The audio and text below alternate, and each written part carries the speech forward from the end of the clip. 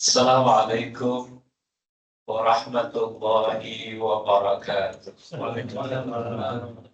Alhamdulillah, alhamdulillahilladzi iftataha kulla amin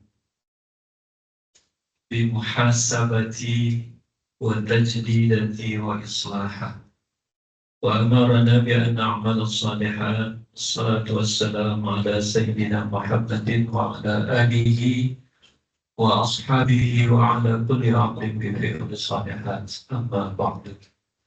Hadirin dan hadirat, bapak-bapak, ibu-ibu, jamaah salat zuhur Masjid Nurul Iman Kanwil Direktorat Jenderal Perbenaran DKI Jakarta yang insyaallah kita semua sama-sama dirahmati dan diridhoi oleh Allah Subhanahu wa Ta'ala. Yang sama-sama kita hormati para pengurus masjid dan juga para pejabat yang ada di lembaga kita ini, yang insyaallah semua mudah-mudahan kita selalu dirahmati oleh Allah. Bapak-bapak sehat? Sehat ya, alhamdulillah. Ini yang senderan di belakang sana saya agak khawatir nih. Soalnya belakangan ini nih rajin bangun malam. Tapi bukan ke tahajud, untuk ngapain? Nonton bola katanya itu ya. Ibu sehat ibu?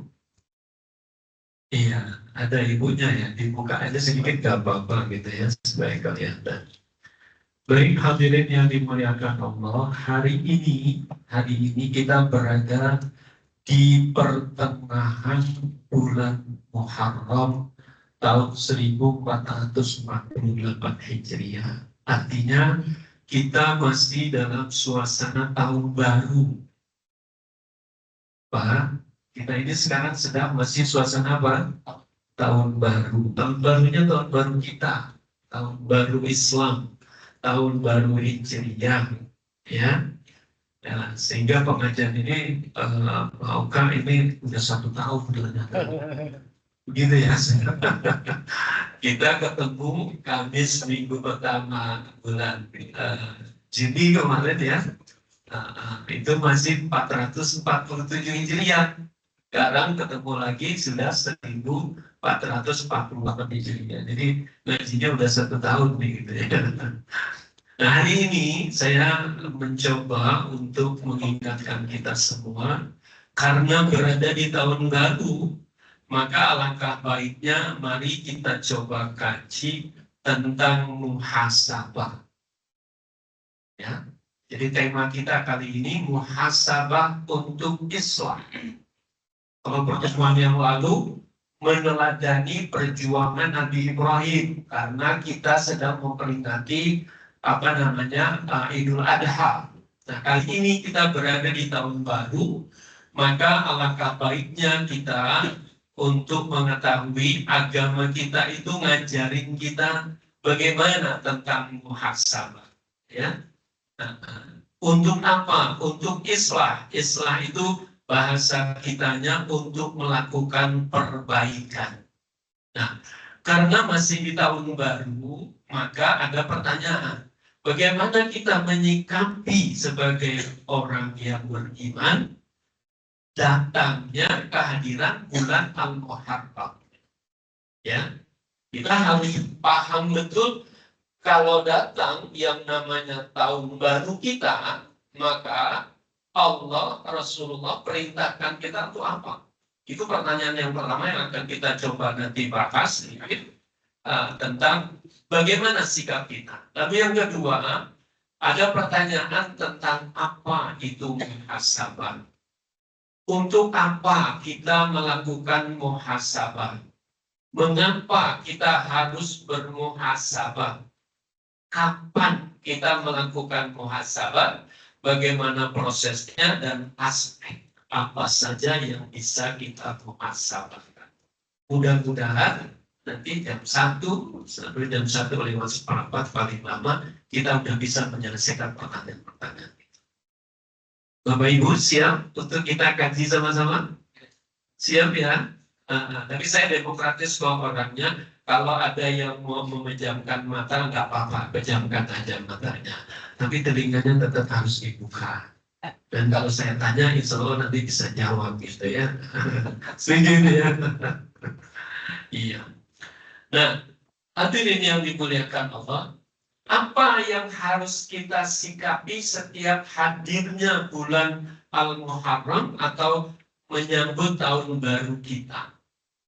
Kalau mau mengetahui jawaban itu, maka ada pada surat At-Taubah ayat 36. Allah berfirman di sana dalam surat At-Taubah ayat 36, Inna iddatash syuhuri indallah ithna asyara syahran fi kitabillah yauma khalaqas samawati wal ard minha arba'atun hurum dzalika dinul qayyim. Nah ini penekanannya di sini. Fala tazlimu fihinna anfusakum. Jadi dalam surat At-Taubah ayat 36 itu Bapak Ibu, Allah menjelaskan kepada kita bahwa Allah sudah menjadikan bilangan bulan pada sisinya itu ada 12 bulan. Ya, bulan dalam ciptaan Allah itu ada berapa Pak? 12. Ya. Nah, 12 bulan itu ada kata Allah minha arba'atun hurum. Ada 4 bulan yang Allah muliakan. Nah, 4 bulan yang Allah muliakan itu bulan yang mana? Nah, kita udah tahu tuh. Ada yang namanya sekarang nih Al-Muharram. Nah, itu bulan yang pertama namanya bulan Muharram. Lalu kemarin sebelum tahun baru Muharram ini ada bulan ke-11 namanya Zulqa'dah, lalu yang ke-12 namanya Zulhijjah, dan nanti ada yang terpisah 1 bulan ya yang namanya bulan Rajab. Jadi ada berapa tuh? Ada 4. Zulqa'dah, Zulhijjah, kemudian Muharram, dan ada 1 lagi yang namanya bulan Rajab. Bulan-bulan itu adalah bulan-bulan yang dimuliakan oleh Allah, yang kita di dalamnya itu diperintahkan oleh Allah apa? Fala tazlimu fihinna anfusakum. Artinya jangan kalian di bulan yang Allah muliakan itu menzolimi diri kita. Artinya dalam bahasa sehari-hari kita tidak boleh bermaksiat di bulan-bulan itu. Jadi di 4 bulan itu Allah sangat melarang kita melakukan kemaksiatan-kemaksiatan. Bulan Zulqa'dah udah lewat 2 bulan lalu, Zulhijjah bulan kemarin, sekarang nih Muharram ya, dan juga bulan Rajab. Kata Allah, fala tasbimu fihinna anfusakum. Jangan kalian melakukan kezaliman di dalam bulan-bulan yang dimuliakan Allah.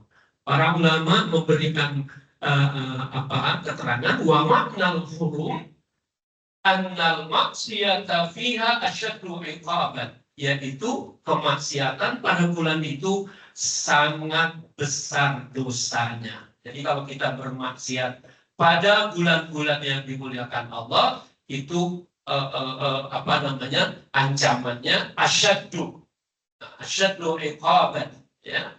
Tetapi kalau kita wata'ah, kita beribadah, kita melakukan kebaikan-kebaikan, itu imbalannya aktsar tawaban. Pahalanya dilipat gandakan oleh Allah Subhanahu wa taala.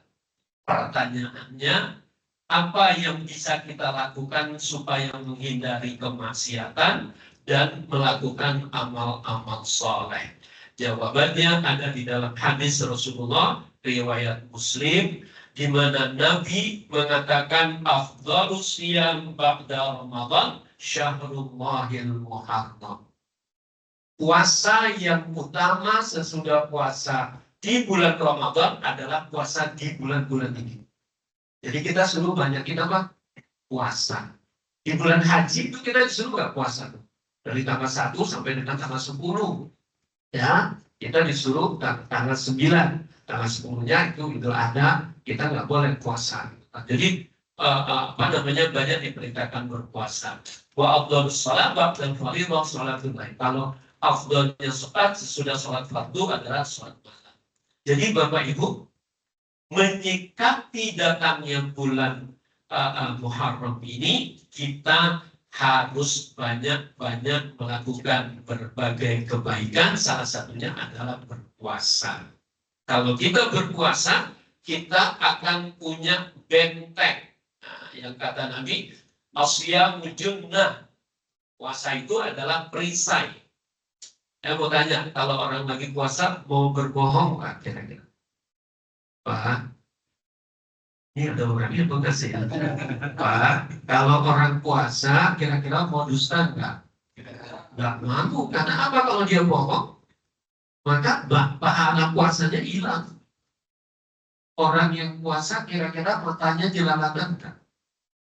Kalau lihat yang indah-indah begitu kira-kira dipelontotin nggak itu sama orang yang lagi puasa? Nggak. Ya?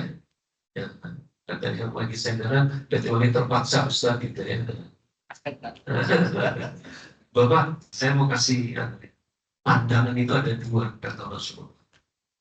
Nazratun nasratan. Pandangan yang pertama itu rezeki buat ente. Nah, jadi kalau lihat sesuatu ciptaan Allah yang indah itu hanya sekelebatan, orang Betawi bilang sekelebatan, itu namanya pandangan pertama tuh. An-nazratul ula. Tapi begitu an-nazratul alaika, pandangan berikutnya, maka itu adalah dosa bagi. Jadi nggak boleh kalau memandang itu lebih dari pandangan yang pertama. Cukup yang pertama aja sudah itu selesai. Gitu ya. Tapi kira-kira orang DJP ini bisa nggak gitu ya? DJPB ya, DJPB. Itu yang pertama Bapak Ibu. Nah kita masuk sekarang tentang muhasabah. Muhasabah itu bahasa Arab, bukan bahasa kita, bukan bahasa Indonesia. Itu bahasa Arab. Bahasa Indonesianya apa? Muhasabah itu. Siapa yang tahu bahasa Indonesia muhasabah? Introspeksi diri atau melakukan penilaian terhadap diri sendiri. Jadi kalau kita mau memahami apa itu makna muhasabah, muhasabah berasal dari kata hasabah, yahsubu, ya hisaban. Hasabah itu maknanya menghitung. Jadi kalau orang melakukan muhasabah, orang itu orang yang sedang menghitung. Menghitung apa? Menghitung dirinya sendiri, jangan menghitung orang lain. Biasanya kita pandai suka menghitung siapa nih? Pandainya menghitung siapa? Menghitung orang lain. Nah, padahal disuruhnya kita menghitung diri sendiri. Jadi dari kata hasabah yahsubu hisaban, maka artinya muhasabah itu dari sisi bahasa menghitung-hitung. Dari definisi takrifnya adalah proses mengevaluasi diri. Proses menilai diri terhadap berbagai hal yang tujuannya untuk mendapatkan informasi dalam rangka melakukan perbaikan. Jadi kalau orang rajin bermuhasabah, itu tandanya orang yang pengen lebih baik hidupnya dari sebelum-sebelumnya. Kenapa harus kita lebih baik dari sebelumnya? Karena diperintah sama Nabi. Ibu, Bapak, Rasulullah itu pernah memberitahukan kepada kita sekalian dengan sabda beliau dalam satu riwayat, ya, hadis ini diriwayatkan oleh Al-Hakim. Man kana yaumuhu khairan min amsihi fahuwa rabihun. Siapa saja yang kualitas hidupnya hari ini khairan, lebih baik dari hari kemarin, itulah orang-orang yang robihun. Robihun itu artinya orang yang beruntung. Pak, orang yang beruntung adalah orang yang hari ini hidupnya lebih baik dari hari kemarin. Besok harus lebih baik dari hari ini. Ya, itu baru orang yang disebut beruntung. Wa man kana yaumuhu mithlu amsihi fahuwa maghbunun. Siapa yang hari ini sama seperti kemarin, 1448 Hijriah sama seperti 1447 Hijriah, maka orang itu, kata Rasulullah, maghbunun, orang itu orang yang rugi. Jadi sama dengan rugi. Wa man kana yaumuhu syarran min amsihi fahuwa mal'unun, na'udzubillah. Siapa orang yang hidupnya hari ini lebih jelek daripada hari kemarin, maka orang itu adalah orang yang terkutuk di mata Allah dan di mata Rasulullah Sallallahu Alaihi Wasallam. Yang dikatakan oleh Nabi lebih baik bukan cuma urusan akhirat, bukan cuma masalah sholat, bukan cuma masalah baca Quran, tapi masalah pekerjaan hari-hari kita. Ini kita jadi pegawai nih, 2026 ternyata sama kayak kemarin 2025, maka kita termasuk orang yang rugi. Tapi kalau 2026 lebih jelek prestasi kita daripada 2025, fahuwa mal'un, orang itu orang yang terkutuk di mata Allah Subhanahu wa Ta'ala. Jadi Islam adalah agama yang mengajarkan umatnya agar selalu lebih baik, lebih baik, lebih baik, dan lebih baik. Untuk bisa melakukan lebih baik itu, perbaikan itu, nggak ada jalan lain kecuali dia harus rajin melakukan muhasabah.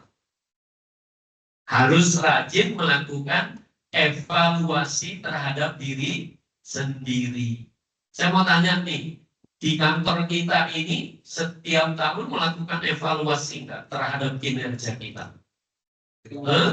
Melakukan nggak? Oh iya.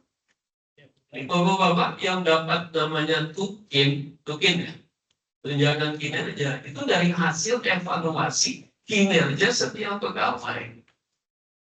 Jadi kalau misalnya pegawai di sini tuh kinerjanya buruk, itu tukinnya nggak mungkin naik presentasinya. Kan hebatnya teman-teman di Kementerian Keuangan ini, orang lain masih menjabat 50%, 40%, polisi sudah 100% gitu ya. Karena memang yang menetapkan dari sini semua Menpan gitu ya. Jadi bersyukurlah kita menjadi pegawai di Kementerian Keuangan ini. Itu ada evaluasi, ada muhasabahnya, ya, ada evaluasi. Jadi ini yang dimuliakan Allah Subhanahu wa Ta'ala. Jadi sudah saya jawab apa itu muhasabah, proses mengevaluasi diri terhadap aspek yang mau dievaluasi untuk mendapatkan informasi dan mereka melakukan perbaikan. Apa tujuannya? Tujuannya untuk meningkatkan kualitas. Lalu pertanyaan ketiga, alasan kenapa kita mau melakukan muhasabah? Jawabannya karena diperintah oleh Allah dan oleh Rasulullah. Saya mau tanya, kalau kita diperintah sama Allah nggak kita lakukan, berarti kita membangkang sama Allah ya. Betul apa betul? Jadi diperintah sama Allah, walaupun ada yang jawab, Ustaz, perintah kan ada yang sifatnya wajib, ada yang sunnah gitu ya. Nah ini yang mana nih? Kalau saya menganggap ini satu keharusan. Kalau kita mau menjadi hamba Allah yang robihun tadi itu, ya, orang yang mau beruntung. Di mana Allah perintahkan untuk kita melakukan muhasabah? Ada dalam surat Al-Hasyr ayat 18. Surat apa Pak? Surat apa Pak? Al-Hasyr. Surat Al-Hasyr ayat 18. Allah berfirman di sana, supaya segar, supaya nggak ngantuk, mari sama-sama saya bacakan, Bapak Ibu ikuti sama-sama. Bismillahirrahmanirrahim. Ya. Ya, ini udah siang, ya, karena memang belum makan siang nih, jadi suaranya nggak gitu keras gitu ya. Sekali lagi Pak, yang semangat. Bismillahirrahmanirrahim.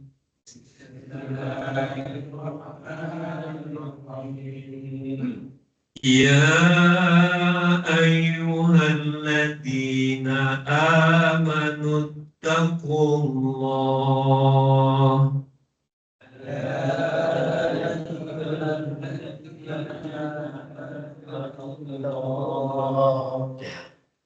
ولتنظر نفس ما قدمت لغد ولتنظر نفس ما قدمت واتقوا الله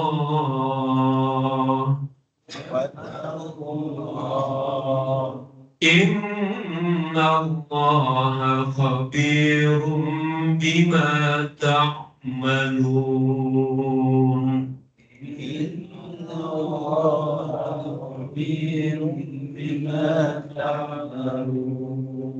Ya ayyuhalladzina amanu taqullah. Wahai orang-orang yang beriman, bertakwalah kalian kepada Allah. Perintahnya di sini, Pak. Wal tansur nafsum ma qaddamat liwat. Dan hendaklah setiap diri memperhatikan apa yang telah diperbuatnya untuk hari esok. Jadi Allah perintahkan supaya orang-orang yang mengaku beriman kepada Allah, orang-orang yang mengatakan saya beriman kepada Allah, harus dia selalu memperhatikan apa yang sudah dia perbuat untuk hari esok. Nah, pertanyaannya, hari esok itu hari apa? Bisa kita terjemahkan hari sesudah hidup di dunia ini, tapi bisa juga adalah hari esok yang pendek di dunia kita hidup ini. Besok, tahun depan, dan seterusnya, itu juga maknanya hari esok. Apa yang kita sudah lakukan untuk hari-hari esok itu? Itu yang harus Bapak Ibu kita lakukan karena diperintah oleh Allah Subhanahu wa Ta'ala. Ayat ini Pak agak berbeda dengan ayat-ayat sebelumnya. Dalam satu ayat kalimat ittaqullahnya 2 kali. Ya ayyuhalladzina amanu taqullah wal tanzur nafsum ma qaddamat liwat. Lalu Allah lanjutkan wattaqullah. Dan bertakwalah kalian kepada Allah. Jadi 2 kali kita disuruh bertakwa kepada Allah. Innallaha khabirun bima ta'malun. Sesungguhnya Allah mengetahui apa yang telah kamu kerjakan. Apa makna takwa yang pertama? Takwa yang pertama itu wiqayatun min adzabillah. Wiqayatun min hududillah. Kita menjaga diri kita dari azab Allah. Kita menjaga diri kita dari hukum-hukum Allah. Sementara takwa yang kedua dimaknai ziyadatul iman. Ini isyarat buat kita. Kalau kita melakukan muhasabah, mestinya sesudah muhasabah iman kita tambah baik. Jadi ziyadatul iman wal amalus shalih lil akhirah. Bertambahnya iman kita sesudah kita muhasabah untuk mempersiapkan kehidupan akhirat kita yang lebih kekal dan lebih tepat. Jadi tadi sudah saya katakan kenapa kita bermuhasabah, karena kita ingin memperbaiki diri. Kalau kita memperbaiki diri, maka iman kita harus lebih baik, takwa kita harus lebih baik, amal-amal soleh kita harus lebih banyak. Itu adalah produk dari yang namanya muhasabah. Kalau orang melakukan muhasabah tapi nggak ada perubahan ke arah yang lebih baik, muhasabahnya belum berhasil. Ya, jadi Al-Hasyr ayat 18 dengan tegas Allah mengatakan, bertakwalah kalian kepada Allah lakukanlah muhasabah. Sesudah engkau bermuhasabah, engkau lebih baik lagi, maka imanmu harus bertambah, ketakwaanmu harus naik derajatnya, amal solehmu harus lebih banyak, kemaksiatan yang selama ini mungkin kamu lakukan makin berkurang, bahkan tidak lagi melakukan dosa-dosa kepada Allah, maka itulah orang-orang yang beruntung di sisi Allah Subhanahu wa Ta'ala.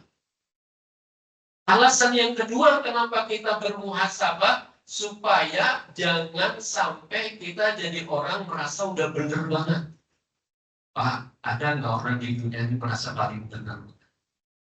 Ya, orang merasa dia paling pinter, merasa dia paling berprestasi di kantor.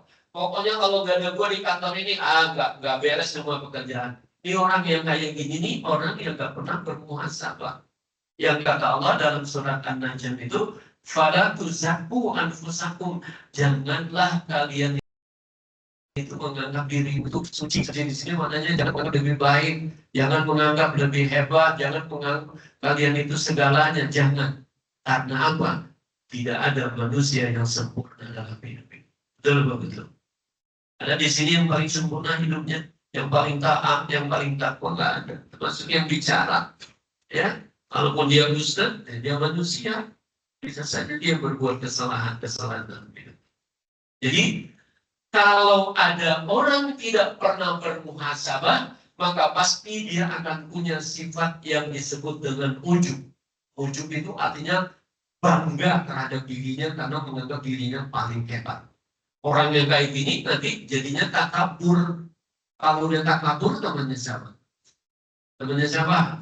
Temannya iblis, temannya setan. Karena setan itu makhluk Allah yang sombong, ya, merasa lebih mulia karena diciptakan dari api daripada Adam yang diciptakan dari tanah. Na'udzubillah. Yang berikutnya, Nabi memerintahkan kepada kita. Dalam hadis beliau, Nabi mengatakan al-kayyis, orang yang cerdik. Nah, ini penting nih buat kita, karena banyak salah orang memaknai cerdas, cerdik itu akhirnya keliru maknanya. Al-kayyis, orang yang cerdik itu siapa? Ternyata Pak, bukan orang yang gelarnya banyak secara akademik, bukan orang yang kepintarannya luar biasa, tapi al-kayyis, orang yang cerdas itu mandana nafsahu, orang yang rajin mengevaluasi dirinya sendiri. Jadi kalau ada orang yang selalu mengevaluasi dirinya, itulah orang yang cerdik. Itulah orang yang al-kayyis, kata Nabi. Mandana nafsahu. Tapi setelah dia mengevaluasi, ada kalimat berikutnya, wa amila lima ba'dal maut, dan dia melakukan perbaikan-perbaikan di sana sini untuk mempersiapkan bekal kehidupannya di akhirat nanti. Ini Bapak Ibu yang kerja di Direktorat Jenderal PB ini, kan bukan cuma kita mencari dunia, betul? Kita juga mencari bekal apa? Bekal akhirat. Di mana tuh Ustaz? Orang yang kerja di sini kok bisa dapat bekal akhirat? Tergantung nawaitunya. Dari rumah datang ke sini niatnya apa? Kalau hanya sekedar kerja, dapat gaji, dapat tunjangan, itu cuma dunia toh. Tapi begitu Anda niatkan, saya bekerja di Direktorat Jenderal ini dalam rangka memenuhi kewajiban mencari penghidupan, mencari maisha, untuk membiayai keluarga, anak istri, orang tua, dan sebagainya, maka itu menjadi bekal akhirat buat kita sekalian. Jadi tolong pasang niatnya, jangan salah. Jangan cuma mau cari gaji, mau cari tunjangan, mau cari penghasilan, titik sampai di situ. Tapi ini dalam rangka kita memenuhi kewajiban kita mencari penghidupan yang memang Allah perintahkan. Hadirin yang dirahmati Allah Subhanahu wa Ta'ala. Jadi Allah perintahkan kita bermuhasabah. Nabi juga bilang, kalian menjadi orang yang cerdas kalau selalu bermuhasabah, dan memperbaiki diri.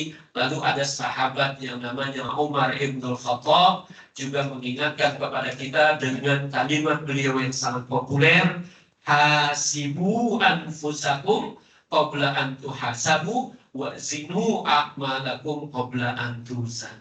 Hitung-hitunglah dirimu sebelum engkau dihitung nanti oleh Allah.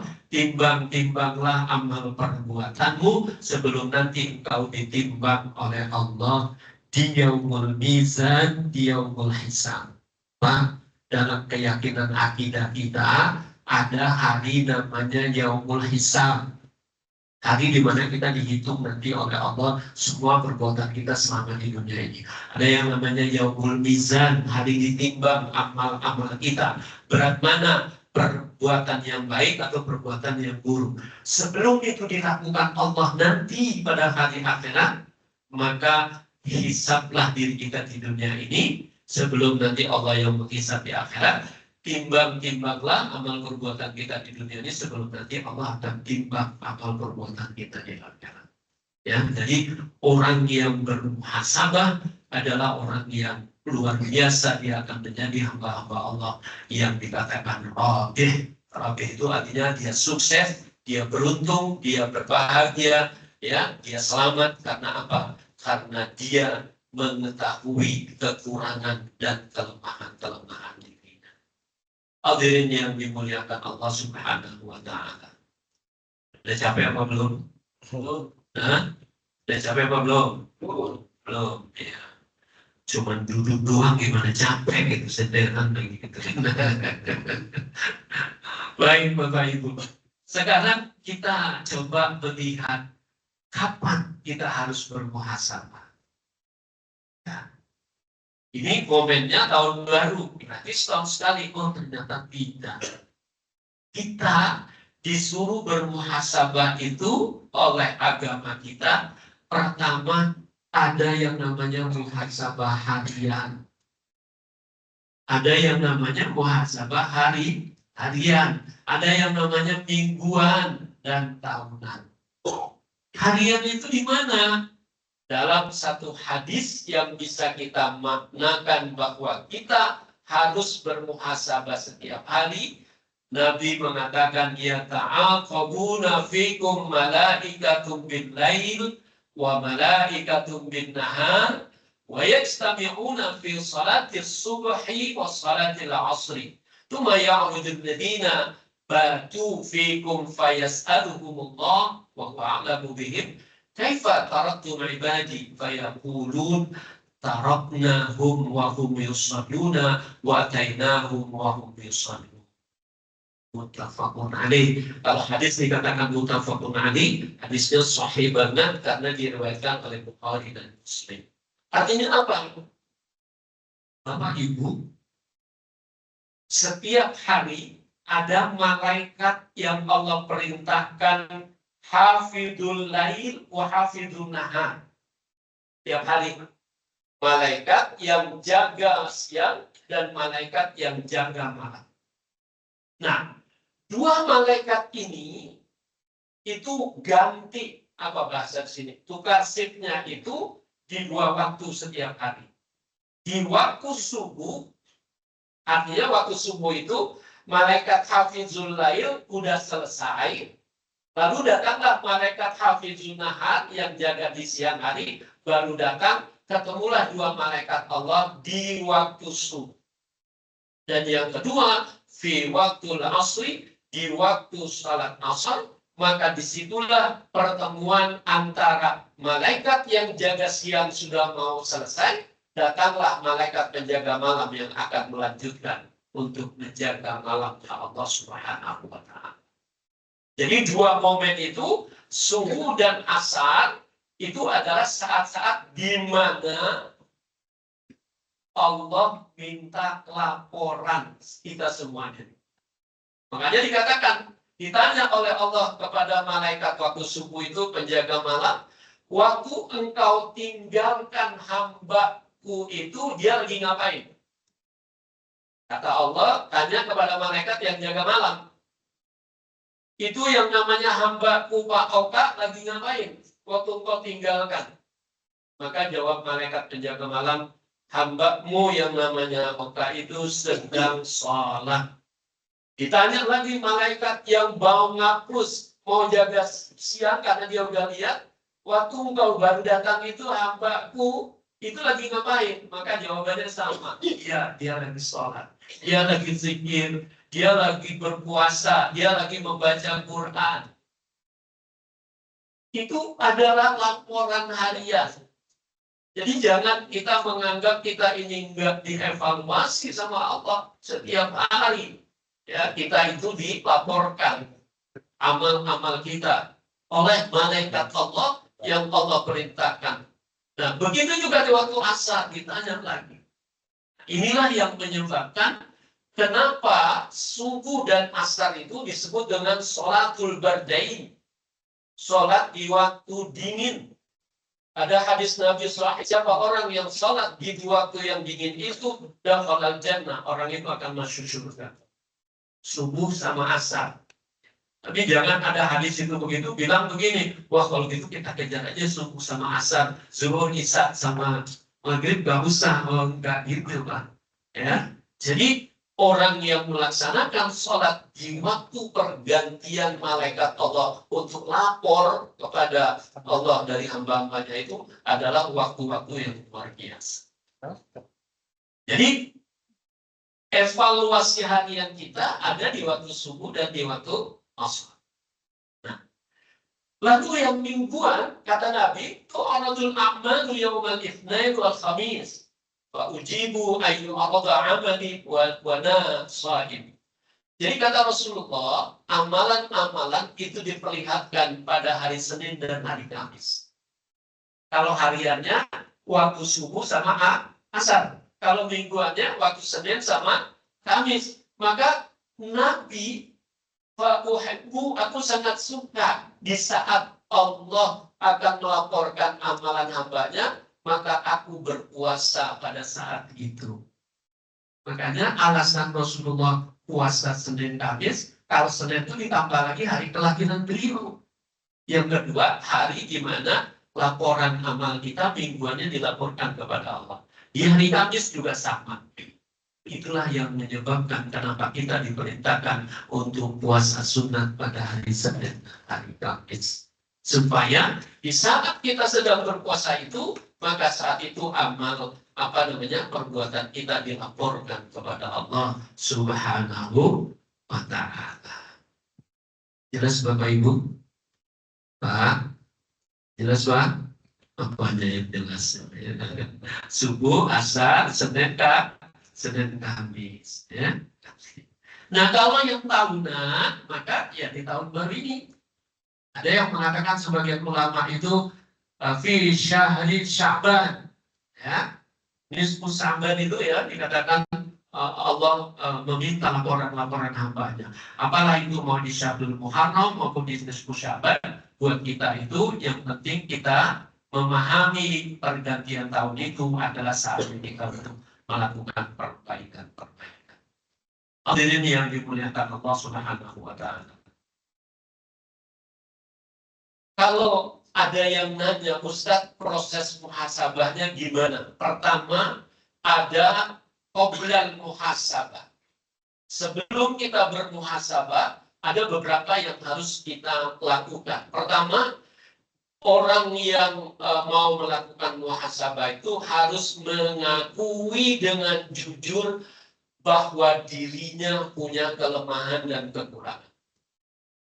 Kalau ada orang nggak mengakui dirinya itu punya kelemahan, dia nggak bisa melakukan muhasabah. Jadi orang yang mau melakukan muhasabah itu orang yang paham bahwa dirinya itu masih banyak kekurangan-kekurangan. Masih banyak kesalahan-kesalahan yang dilakukan. Kullu bani Adam khata'un. Setiap manusia pasti berbuat salah. Itu kekurangan kita, kelemahan kita. Di kantor, pimpinan kita menginginkannya begini, maka waktu dilaksanakan sama staf, nggak mungkin itu sempurna 100% jadi, pasti ada kekurangannya. Makanya di kantor itu ada kewajiban undang-undang ASN yang baru itu dalam 1 tahun kan harus ada peningkatan kompetensi ya. Ikut pelatihan kah, ikut seminar kah, atau apa dan sebagainya. Kalau yang tenaga profesional kayak dokter misalnya itu dalam kurun waktu 1 tahun dia nggak boleh dalam disiplin ilmu kedokterannya kalau dia nggak nambah wawasan pengetahuannya itu. Jadi kalau orang ingin bermuhasabah, pertama dia harus mengakui kekurangan kelemahannya. Lalu yang kedua, ada kemauan kuat untuk memperbaiki diri. Karena apa? Didorong oleh Rasulullah, orang yang lebih baik, orang yang selalu memperbaiki dirinya, dialah orang yang bahagia. Dialah orang yang. Dan yang ketiga nih, yang paling utama nih. Orientasi hidupnya harus kuat pada akhirat tanpa meninggalkan dunia. Kalau orang orientasi hidupnya cuma dunia, dia sulit untuk melakukan muhasabah. Tapi orang yang orientasi hidupnya kuat, kehidupan akhiratnya lebih daripada dunia, tanpa mengabaikan dunia. Karena kata Allah, "Wabtaghi fima ataqallahu daral akhirah wa la tansa nasibaka minad dunya." Cari itu bekal akhirat sebanyak-banyaknya di saat kamu hidup di dunia.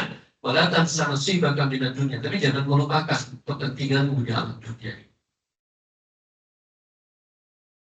Ya, kalau kita mau pakai logika, kenapa kita disuruh lebih berat ke akhirat?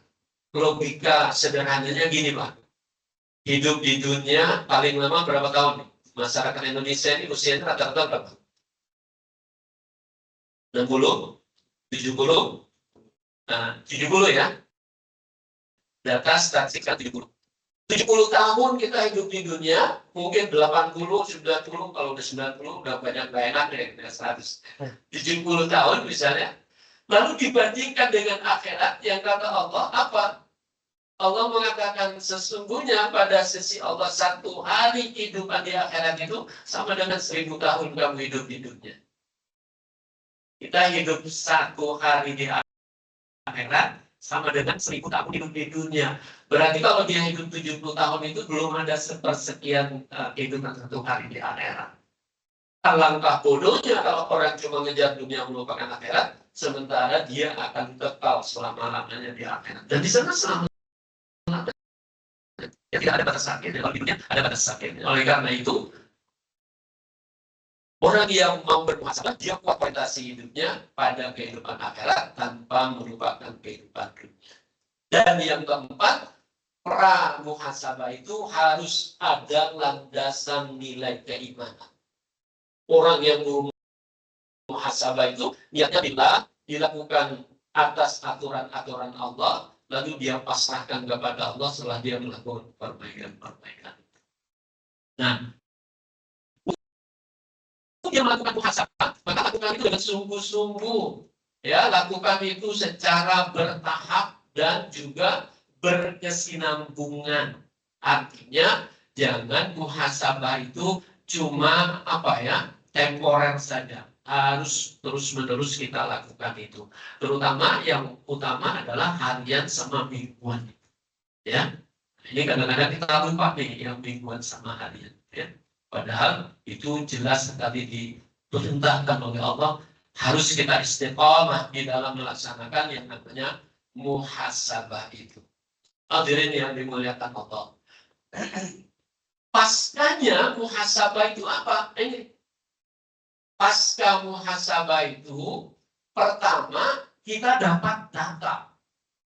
Saya mau tanya Bapak Ibu, kalau ada jamaah di sini yang suka mengevaluasi dirinya tentang sholat saya itu gimana ya, bacaan saya gimana ya, dia akan dapat nggak itu informasi kekurangan sholat kita ini? Akan dapat nggak? Contoh misalnya gini deh, habis Fatihah kan disunahkan baca surat ya. Habis Fatihah disunahkan baca surat. Nah, coba evaluasi dari sejak kecil sampai sekarang itu, surat setelah surat Al-Fatihah itu surat apa saja yang kita baca? Ternyata saya selama ini nggak bergeser dari surat-surat kul doang. Kalau nggak kul huwallahu ahad, kul a'udzu birabbin nas, kul a'udzu birabbil falaq, kul ya ayyuhal kafirun. Cuma itu aja yang saya baca. Padahal surat Al-Quran itu 114 surat. Mana yang lainnya? Artinya dia paham tuh begitu dia evaluasi. Waduh, bacaan ayat surat-surat setelah Fatihah saya cuma itu aja ya. Ya. Jadi harus ada data yang kita dapat. Kalau udah dapat, ternyata saya cuma itu, maka tingkatkan sesudah itu. Yuk berusaha hafalin lagi surat-surat yang lain. Nah, maka mulailah nambah tuh, ya, dari Qul huwallahu ahad, Qul a'udzu birabbil falaq, Qul a'udzu birabbin nas, Qul ya ayyuhal kafirun. Nambah deh tuh surat yang lain, ya. Misalnya apa? Surat wal asri al-asr. Nambah lagi surat yang lain, misalnya surat al-insyirah, al-nasyrah. Nambah lagi surat al-duha, gitu ya. Itu. Gak apa-apa. Begitu nambah, pas dibaca itu surat al-asri misalnya, kebalik misalnya gitu ya. Dengan surat akhir, ya apa? Yang baru, hafal gitu kan. Nah, yang nanya sama saya, kalau kita lagi sholat, boleh kan kita itu Quran itu kita baca? Boleh. Karena kita menjaga gerak, dan kita tidak membatalkan sholat kita, tidak ada masalah. Saya tidak harus benek, maka di rumah itu saya punya alat ini, kemudian di sini ada apa, mushaf Al-Quran, lalu saya taruh di depan sholat saya. Karena pada saat kita ingin banyak membaca ayat-ayat sebagai pahala yang luar biasa, kita nggak mungkin hafal, saya tidak termasuk hafiz, saya baca setiap kali selesai satu halaman, baru kita bergerak tangan kita untuk memindahkan halaman. Ya kan cuma sekali doang. Habis itu baca lagi terus, terus, nggak apa-apa. Tapi kita berusaha untuk menambah ayat-ayat, surat-surat yang kita baca sesudah Fatihah.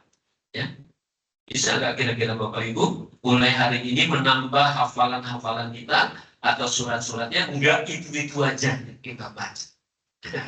Ya. Nah, yang kedua, pasca muhasabah harus ada perbaikan. Allah katakan di dalam Al-Quran, ya ayyuhalladzina amanu taqullah wa qulu qawlan sadida yuslih lakum a'malakum wa yaghfir lakum dzunubakum. Wahai orang-orang yang beriman, bertakwalah kamu kepada Allah dan ucapkanlah perkataan yang benar. Berlakulah dalam hidup ini dengan kejujuran, dengan kebenaran. Kita bekerja dengan jujur, kita berkata dengan jujur, kita melakukan sesuatu dengan jujur. Ya, di sini disimbolkan dengan qaulan sadida. Ya, bisa juga amalan, ya, shadiqan, perbuatan yang jujur, yang benar. Kalau kita beriman, bertakwa, dan berakhlak dengan bahasa di kantor itu di ASN itu bahasanya Bapak kalau kejujuran itu integritas, memiliki integritas diri yang sudah mendarah daging, maka orang yang beriman, bertakwa, dan berintegritas yuslih lakum a'malakum, Allah akan memperbaiki semua amalan-amalan orang itu. Allah akan memperbaiki kualitas hidup orang itu. Bukan cuma itu, wa yaghfir lakum dzunubakum, Allah akan mengampuni dosa-dosa. Jadi hadirin yang dimuliakan Allah, muhasabah itu akan berdampak pada diri kita, akan selalu beriman, bertakwa, dan beramal saleh. Nanti ternyata perbaikan itu tidak hanya kita usahakan, tapi Allah bantu untuk kita lebih baik lagi.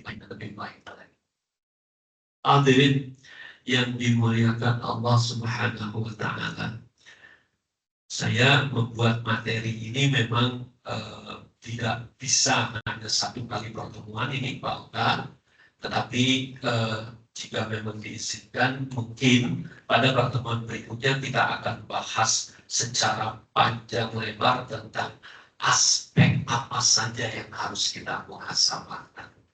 Karena ini aspek ini secara keseluruhan itu, baik aspek keduniaan, keakhiratan, dan sebagainya. Misalnya Imam Ghazali mengatakan muhasabah itu 3. Imam Ghazali mengatakan dosa-dosamu, tentang umurmu, dan tentang ibadah. Tapi saya mengambil di sini agak panjang nanti. Ini mendasar, ini menurut saya mungkin para pegawai di sini yang memahami agama lebih dalam ada satu hadis Nabi dalam bentuk doa yang isinya itu ada 5 hal yang kita minta untuk kita perbaiki selalu. Allahumma aslih li dini, yang pertama agama kita. Ya Allah, perbaikilah agamaku, karena itu adalah standar hidupku. Wa aslih di dunianya, dan perbaikilah duniaku, kehidupan duniaku. Perbaikilah kehidupan akhiratku, perbaikilah kehidupanku, dan perbaikilah tentang kematian. 5 hal ini menurut saya menjadi basic untuk aspek-aspek yang lain, sehingga kita perlu agak sedikit mendalami tentang 5 hal sebagai aspek yang harus kita muhasabahkan. Tapi karena kita dibatasi oleh waktu, saya mohon maaf untuk aspek muhasabahnya mungkin kita akan lakukan pada pertemuan berikutnya. Sepakat ya? Jadi insya Allah pada pertemuan berikutnya nanti bagaimana kita melihat tentang diri kita, tentang agama kita, bagaimana tentang keduniaan kita, bagaimana tentang akhirat kita, bagaimana tentang hidup kita di alam dunia ini, dan bagaimana tentang persiapan kematian kita sesudah hidup di dunia. Ini penting untuk kita muhasabahkan. Mudah-mudahan nanti setelah aspek ini, 5 hal ini bisa kita kaji sama-sama dengan dasar Al-Quran dan hadis-hadis Nabi. Kita punya pegangan yang kuat di dalam menjalani kehidupan ini. Itu barangkali karena memang kita dibatasi oleh waktu, selama ini kita masih punya kewajiban untuk melakukan pekerjaan kita, maka sampai di sini dulu. Tinggal satu saja yang belum kita bahas, tapi itu memang agak luas, yaitu aspek yang harus kita muhasabahkan. Dan catatan saya, ini bukan yang satu-satunya, bukan, aspeknya banyak menyeluruh. Tapi saya melihat ini menjadi dasar. Kalau ini kita evaluasi selalu, maka aspek-aspek yang lain insya Allah akan bisa mengikuti dari masalah keagamaan kita, masalah keduniaan kita, keakhiran kita, hidup di dunia kita, persiapan kita menghadapi yang namanya al-maut. Itu barangkali yang bisa saya sampaikan pada kajian Kamis hari ini. Sebelum saya akhiri, biasa ada yang mau komen, saya persilakan. Bahkan sudah saya berikan kemarin ke ya. Mungkin kalau memang setiap kajian ada yang harus diulas di sini, dipersilakan dari Pak Adil. Ya. Terkait muhasabah, misalnya kalau kita mempunyai kesalahan-kesalahan masa lalu ya, apakah kita itu harus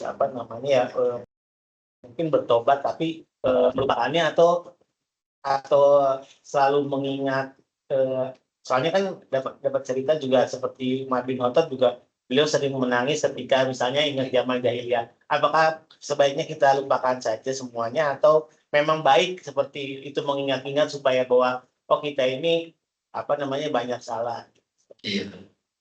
Baik, makasih Bapak, bagus sekali pertanyaannya. Apakah kalau misalnya dalam konteks muhasabah kita aspeknya tentang dosa-dosa kita, apakah sebaiknya dosa yang lalu udah kita lupakan aja lalu kita bertobat atau bagaimana? Jadi salah satu aspek yang bisa kita muhasabahkan antara lain adalah tentang dosa-dosa kita.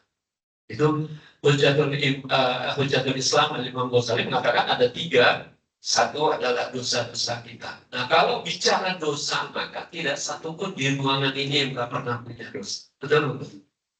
Adakah di sini yang nggak pernah punya dosa? Itu udah balik semua kan? Pasti kita semua pernah berbuat dosa.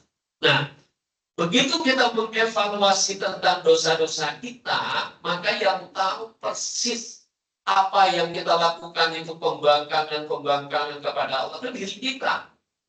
Yang tahu banget kita itu berbuat dosa apakah tidak itu diri kita. Orang lain bisa saja dengan kepandaian kita tutupin, dia nggak tahu, tapi kita yang tahu. Nah, Kalau kita sudah bermuhasabah terhadap diri kita akan dosa-dosa kita, kita tahu dosa kita itu banyak, maka setelah kita tahu, kita perbaiki dengan cara bertaubat kepada Allah. Memohon ampun kepada Allah Subhanahu wa Ta'ala.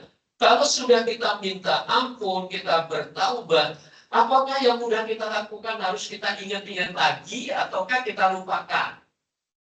Nah, Sayyidina Umar itu kalau ingat zaman jahiliyahnya, dia nangis terus. Saya mau tanya, begitu Sayyidina Umar ingat pada masa jahiliyah dia nangis, habis itu dia makin baik atau makin buruk? Dia makin baik. Dia akan makin dekat kepada Allah. Supaya apa? Supaya apa yang sudah terlanjur dilakukan itu Allah akan ampun.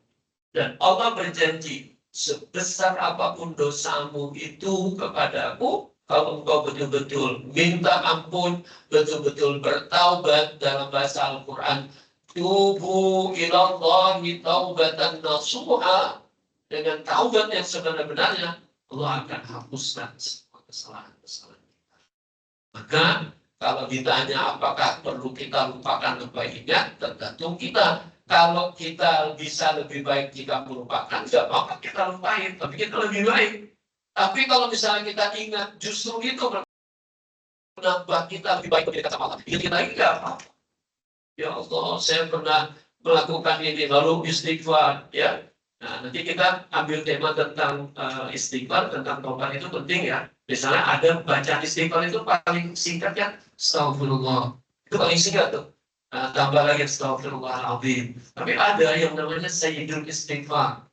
Allahumma anta rabbi, la ilaha illa anta khalaqtani, wa ana abduka, wa ana ala ahdika, wa wa'dika istata'tu. أعوذ بك من شر ما صنعت وأعوذ بك برحمتك علي وأتوب بذنبي فاغفر لي فإنه لا يغفر الذنوب إلا أنت. Ya kata Nabi, jika ada seorang hamba di pagi hari membaca Sayyidul Istighfar, siang harinya dia meninggal, dakhala jannah, orang itu akan masuk surga. Siapa yang baca Sayyidul Istighfar di sore hari, lalu malam harinya dia meninggal, maka dia masuk surga Allah. Jadi Sayyidul Istighfar itu penting banget Bapak Ibu. Nanti suatu saat kita ambil tema tentang meminta ampun, tentang taubat, kita akan belajar tentang Sayyidul Istighfar. Udah di sini udah hafal semua? Ibu udah hafal Sayyidul Istighfar? Alhamdulillah ya. Kalau sudah hafal, alhamdulillah dihafal. Jadi jawaban saya apakah itu tergantung kitanya. Kalau kita mengingat-ingat makin dekat sama Allah, nggak apa-apa, ingat-ingat aja. Tapi yakin Allah mengampuni segala kesalahan kita manakala kita sudah minta ampun kepada. Itu barangkali jawaban saya. Dan satu lagi, jika memang masih ada yang mau, ibu ada yang mau tanya? Diamnya ada dua nih, diam ngantuk gitu, atau berdoa. Dan mudah-mudahan bisa dipahami apa yang saya sampaikan. Ini barangkali Pak Oka dan Bapak Ibu sekalian yang rahmati Allah. Mudah-mudahan kajian kita kali ini ada manfaatnya, dan terkait dengan tema muhasabah ini, semoga Allah Subhanahu wa Ta'ala jadikan kita sebagai hamba-Nya yang rajin bermuhasabah, karena dampak muhasabah itu luar biasa. Kita akan selalu melakukan perbaikan. Dan orang yang selalu memperbaiki dirinya, dialah orang yang dinyatakan oleh Allah sebagai Rasulullah sebagai orang yang beruntung di dalam kehidupan ini. Ini yang dapat saya sampaikan, masih satu aspek lagi insyaallah yang kita tuntaskan. Mohon maaf jika ada yang kurang berkenan. Billahi taufiq wal hidayah. Assalamualaikum warahmatullahi wabarakatuh.